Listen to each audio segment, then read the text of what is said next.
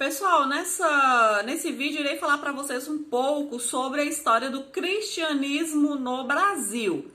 Então, o cristianismo é uma religião que se originou há cerca de 2000 anos no Oriente Médio. Foi fundada, pelos seguidores de um rabino que é chamado Jesus, Muitas pessoas acreditavam que ele era Cristo, ou seja, o Filho de Deus que veio ao mundo para perdoar os pecados dos seres humanos. Após a morte de Jesus, seus seguidores começaram a se reunir para cultuar Deus de acordo com a sua nova crença. Porém, naquela época, toda a religião do Oriente Médio era dominada pelo Império Romano, que não aceitava, outra religião. Então, o que acontecia? Os primeiros cristãos, eles precisavam, se reunir fora da cidade para que escondiam, em locais escondidos, para que eles saíssem dessa situação, para que eles pudessem, praticar a religião voltada, para os seguidores de Jesus, Que aí foi que começou a surgir as então chamadas igrejas, Chamadas para fora. Muitas pessoas que se converteram ao cristianismo, que acabou, se tornando a maior religião do Império Romano.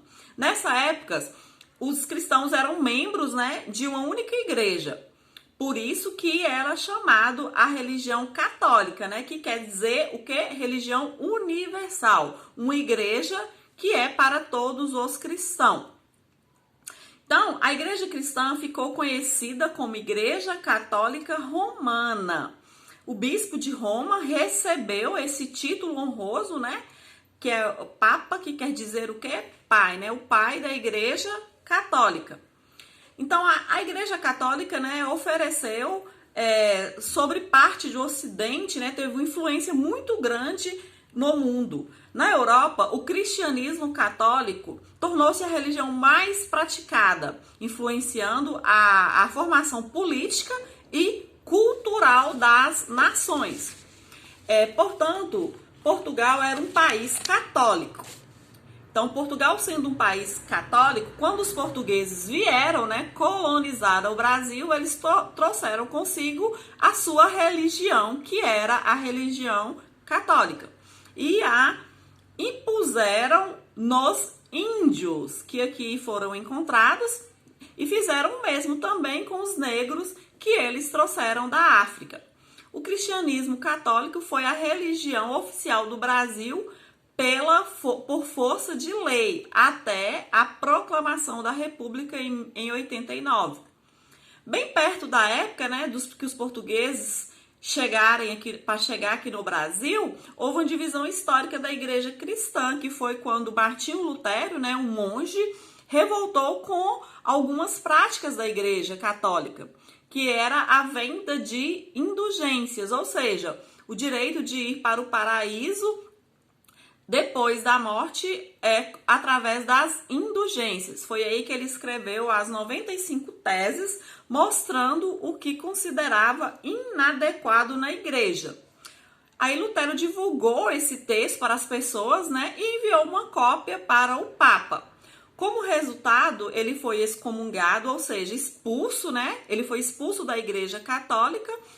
Como ele tinha muitos seguidores, que não o abandonaram, ele continuou assim as suas atividades religiosas, que resultou no movimento que ficou conhecido como o quê? A Igreja Protestante.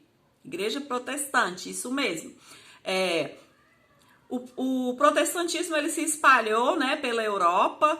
Países como a Inglaterra, Holanda e Suíça, Alemanha e alguns outros também acabaram abandonando o catolicismo e adotando o novo modelo, que é o novo modelo religioso, que era o protestantismo. Então, pessoal, a maioria essa religião protestante acabou, chegando às colônias. As pessoas que colonizaram os Estados Unidos levavam muito a sério a experiência religiosa. A forma de organização do país, de muitas de suas leis, refletem princípios, né, de grupos protestantes muito específicos, que é a Igreja Batista, né, por exemplo. Aí o que acontece? Após a transferência do governo português para o Brasil, embora o catolicismo ia continuar sendo a religião oficial, outros grupos religiosos passaram a ser tolerados, que são o quê? Os grupos protestantes que não precisavam mais renegar sua fé para viver no Brasil. Então acabou o protestantismo chegando no Brasil dessas duas formas, né? Imigração de pessoas de países protestantes e implantação da fé missionária. Em geral, né, os imigrantes construíram igrejas para atender à própria comunidade. Essas igrejas eram celebradas cultos em português.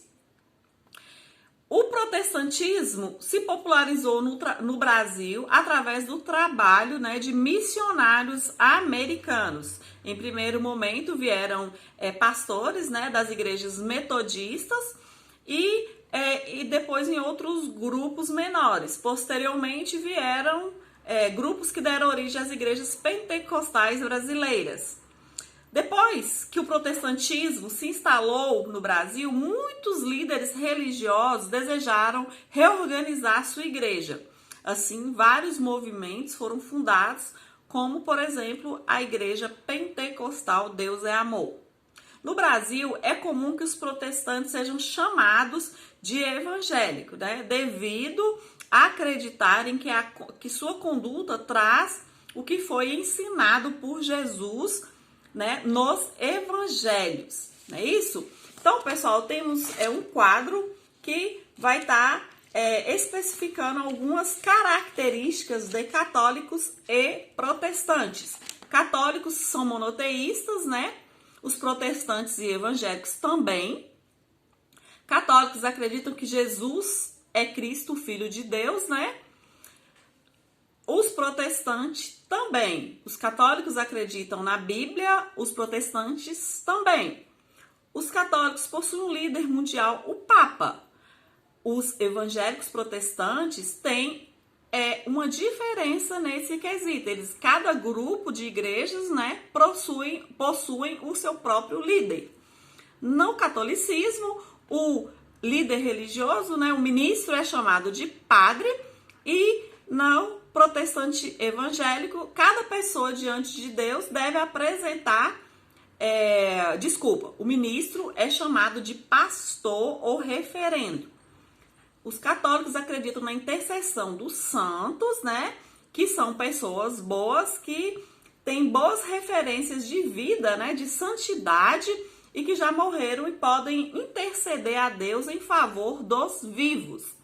E aí é que entra o que eu troquei na parte anterior, que cada pessoa no protestantismo evangélico é responsável diante de Deus e deve apresentar, né, assim, sua oração para obter através do perdão dos pecados. E podem ser santos, né, em vida.